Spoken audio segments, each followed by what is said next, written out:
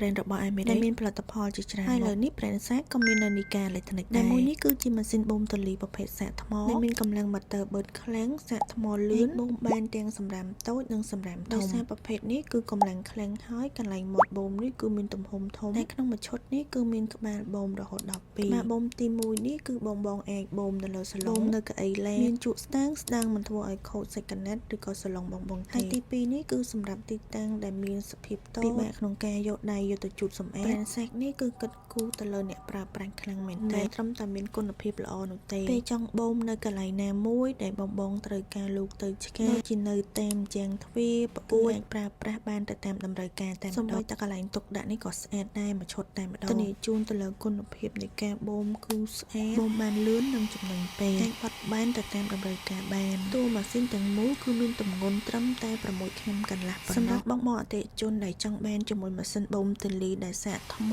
មានកម្លាំងម៉ាទ័រខ្លាំងថែបូមនៅលើសឡុងបូមនៅលើវាំងននគ្រឿងសង្ហារិមឃ្លាចក្រានបាយកន្លែងទទួលភ្ញៀវចង់បានប្រភេទសាកថ្មដែលតូចងាយស្រួលទុកដាក់កម្លាំងបូមខ្លាំងនេះគឺជាជម្រើសល្អបំផុតសម្រាប់បងទាំងអស់គ្នាហើយតម្លៃវិញត្រឹមតែជាង$200ប៉ុណ្ណោះចំណុចពិសេសមួយទៀតដែលខ្ញុំចាប់អារម្មណ៍ពេលបូមខ្លាំងហើយពេលយកសម្រាមចេញគឺអត់ប្រើយកដៃទុកទេគ្រាន់តែចុចប៊ូតុងមួយសម្រាមនឹងចេញអស់តែម្ដងអញ្ចឹងមិនធ្វើឲ្យបងទាំងអស់គ្នាប៉ះពាល់ជាមួយសម្រាមផ្ទាល់មានបន្ថែមអាចតាក់ទងមកកាន់នីកាអេឡិចត្រូនិកបាន